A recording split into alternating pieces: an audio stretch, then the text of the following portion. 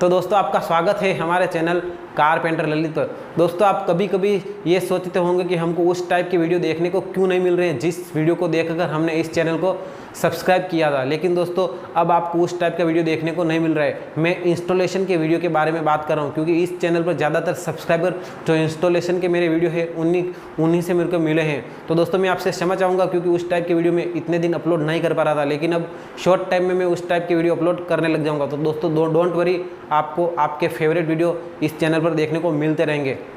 तो दोस्तों आज के इस वीडियो की हम बात करते हैं। आज के इस वीडियो में मैं आपको बताऊंगा कि वो कौन कौन सी गलतियां हैं जो कि लोग फर्नीचर बनवाते वक्त कर देते हैं, और मैं चाहता हूं कि आप उन गलतियों को न दोहराएं। तो दोस्तों बिना टाइम वेस्ट किए इस वीडियो को शुरू करते हैं, और मैं आपको बता देता हूं कि और वो कौन कौन सी गलतियां हैं जो कि लोग करते हैं, और मैं आपको अवेयर करा देता हूँ कि उन गलतियों को आपको नहीं करना चाहिए। तो दोस्तों चलिए वीडियो शुरू करते हैं।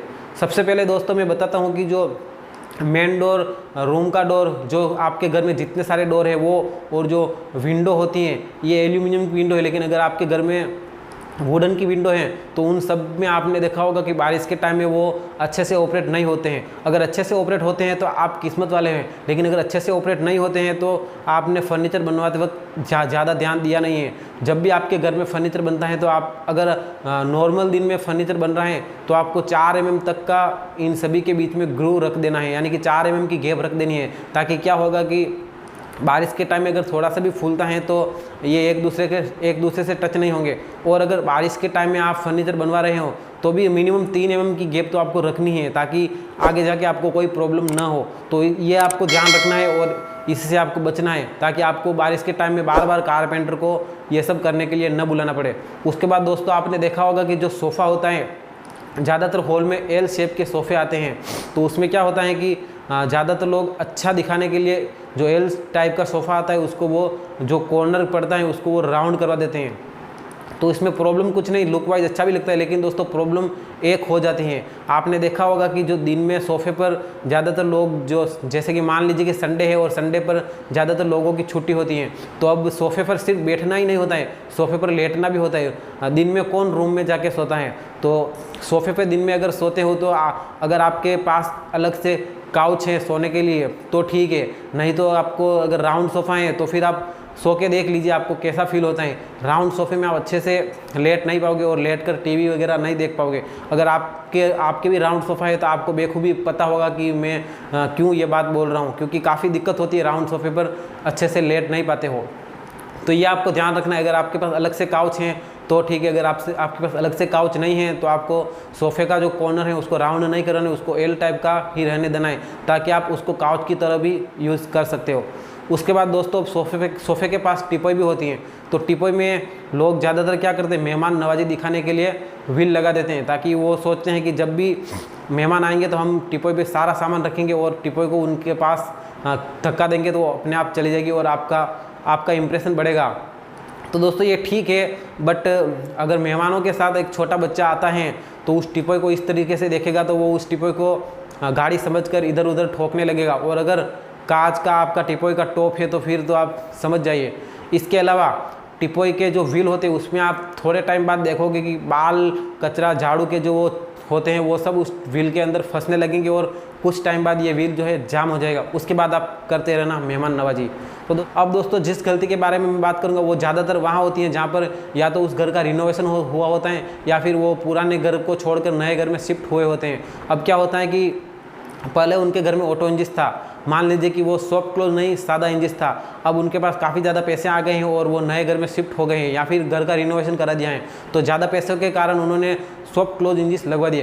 पहले सादे इंजिन थे और अब सॉफ्ट क्लोज इंजिन है, तो उनकी आदत तो वही है, सादा इंजिन जैसे ही बंद करते फटाक से बंद हो जाते हैं। अब वो सॉफ्ट क्लोज को बंद करेंगे तो वो धीरे धीरे बंद होगा, और उनके दिमाग में लगेगा कि ये बंद होगा या नहीं, तो वो और इतनी देर वो वेट भी नहीं करेंगे खड़ा रह के कि वो बंद हो रहा है, तो वो क्या करेंगे, उसको प्रेस करके बंद कर देंगे।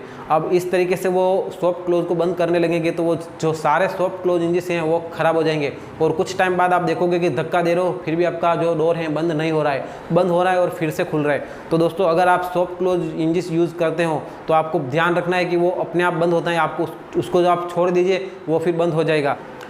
अगर दोस्तों आपकी आदत है कि दरवाज़ा बंद होएगा फिर ही आपको संतुष्टि मिलेगी कि दरवाज़ा पूरी तरीके से बंद हुआ है या नहीं। तो दोस्तों आपको सॉफ्ट क्लोज नहीं बल्कि सादा ऑटो इंजिन ही ले लेना है, ताकि उसको बंद करोगे फटाक से वो बंद हो जाएगा। आपको वेट नहीं करना पड़ेगा कि ये बंद हो रहा है या नहीं हो रहा है। दोस्तों अब चलते हैं रूम से पहले हम किचन में चलते हैं। अब किचन में जो चिमनी हम पैक करवाते हैं वहाँ पर आप ध्यान देना, मैं क्या कहने वाला हूँ। जो चिमनी पैक करवाते हैं वो कोई तो क्या करता है, चिमनी को पैक करके ऊपर पेंट कर देता है, वो सही है। लेकिन कोई यह भी करता है, चिमनी को माल्या बनवाते हैं और माले में कलरफुल लेमिनेट लगवा देते हैं। जैसे कि जो किचन में नीचे जो भी किचन कैबिनेट में उन्होंने लेमिनेट लगाया वही सेम लेमिनेट माले में लगा देते हैं। अगर लेमिनेट वाइट है तो कोई प्रॉब्लम नहीं है, लेकिन लेमिनेट कोई कलरफुल है तो फिर दिक्कत होगी, क्योंकि ये दिखने में काफ़ी ख़राब लगेगा। अगर वह किचन हॉल से डायरेक्टली व्यू होता है तो आप सोच लीजिए कि कितना ख़राब लगेगा, क्योंकि ज़्यादातर जो लिंटर लेवल होता है यानी कि जो विंडो का जो ये लेवल होता है उसके ऊपर जो भी चीज़ें आती हैं, जो भी फर्नीचर आता है वो वाइट ही रखना चाहिए। यह काफ़ी लुक वाइज अच्छा लगता है। अगर आप पुराने घर में या फिर पहले से आपको इसके ऊपर भी जो भी फर्नीचर होता है वो कलरफुल देखने की आदत है तो आप कर सकते हो। लेकिन दोस्तों जो न्यू नए आर्किटेक्ट डिज़ाइन भी बनाते हैं तो भी आपने देखा होगा कि जो लिंटर लेवल से ऊपर मालिया हो गया कुछ भी आता है तो उस पर या तो वॉल पेंट करवाते हैं या फिर प्योर वाइट लेमिनेट लगवा लेते हैं। तो दोस्तों अब मैं आपको बताता हूँ लॉक के बारे में। मेन डोर का लॉक तो ठीक है, लेकिन बाकी जो भी इंटीरियर लॉक है, जो भी बाकी सब डोर के लॉक है, उनके बारे में मैं आपको कुछ बताना चाहता हूँ। आपने देखा होगा कि ज़्यादातर उन डोर में वो जो मुट्ठे वाले राउंड लॉक आते हैं वो लगाते हैं, और उनके साथ एक लॉक और भी आता है, वो मुट्ठे वाला होता है लेकिन वो राउंड घुमा के नहीं बल्कि ऊपर से एक ठेसी होती, उस तरीके से वो खुलता है। तो मैं आपको रिकमेंड करूँगा कि आप वो राउंड लॉक जो मुट्ठे वाला राउंड घुमा के खोलता है उसकी जगह पर वो ठेसी वाला लगवाए। अब मैं ये आपको क्यों बोल रहा हूँ, क्योंकि जो राउंड लॉक होता है उसमें आपने देखा होगा कि पीछे की साइड एक ठेसी होती है, और वो ठेसी इस तरीके से होती है कि उसको हम भी देखते हो तो उसको प्रेस करने की इच्छा हो जाती है।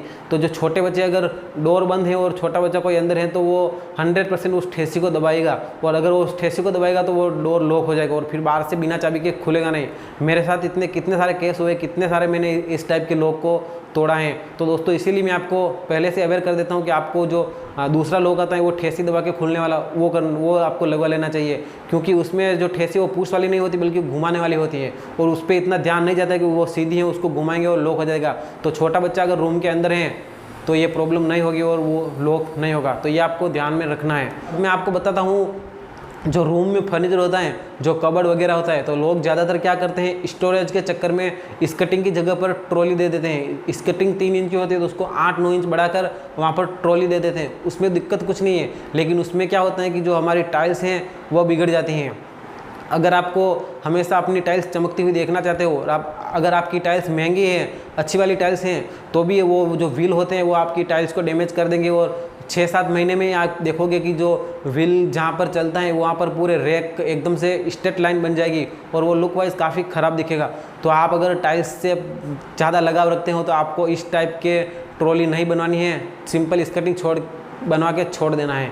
अब दोस्तों आगे मैं आपको बताता हूँ जो हम लेमिनेट में डिज़ाइन करवाते हैं, यानी कि जैसे कि टीवी यूनिट हो गया, किचन हो गया, कहीं पर भी कबर्ड हो गया, हम लेमिनेट टू लेमिनेट ज्वाइंट करके जो डिज़ाइन बनाते हैं। मिस्त्री तो वहाँ पर 1 mm का ग्रू रखते हैं, लेकिन पार्टी कभी कभी बोलती है कि हमको ग्रू नहीं चाहिए, लुक वाइज अच्छा नहीं लगता है, लेकिन ग्रू भी अच्छा ही लगता है, लेकिन पार्टी बोलती है कि लुक वाइज ये अच्छा नहीं लगता है, तो वो क्या जबरन वो ग्रू जो है मिलवा लेते हैं। तो फिर होता क्या है कि बारिश के टाइम में लेमिनेट फूलता है और जो वो ग्रू इस टाइप से स्ट्रेट होते हैं वो इस तरीके से पहाड़ जैसे बन जाते हैं, और फिर वहाँ से लेमिनेट ऊंची होने लग जाती है। फिर उनको पता चलता है कि जो ग्रू रख रहे थे वो बरोबर हैं। तो आपको भी यह ध्यान रखना है कि कहीं पर भी लेमिनेट टू लेमिनेट टच हो रहा है तो वहाँ पर 1 mm का कम से कम ग्रू आपको दे देना है। लेमिनेट टू लेमिनेट टच कभी भी नहीं करना चाहिए। तो दोस्तों अब मैं आपको बताता हूँ बाथरूम के कुछ फर्नीचर के बारे में। अब होता क्या है कि पूरे घर का फर्नीचर जब बन जाता है फिर जो भी वेस्ट पड़ता है तो लोग सोचते हैं कि इस वेस्ट का बाथरूम में बेजिंग है या फिर कुछ भी बना देते हैं जो कि बाथरूम में पड़ा रहेगा, और वेस्ट में से बनेगा तो बाथरूम में है, किसी को कुछ क्या लेना है। तो बाथरूम में जो भी फर्नीचर होता है वो 100% बिगड़ता ही बिगड़ता है। मैं आपको रिकमेंड करूंगा कि बाथरूम का जो भी फर्नीचर है वो सॉलिड पीवीसी का या फिर पोकल पीवीसी का आप बनवाएं ताकि बिगड़े नहीं। प्लाईवुड का आप बनाओगे फिर चाहे वो फुल वाटरप्रूफ ही क्यों ना, वो बाथरूम में है तो वो बिगड़ने ही वाले हैं।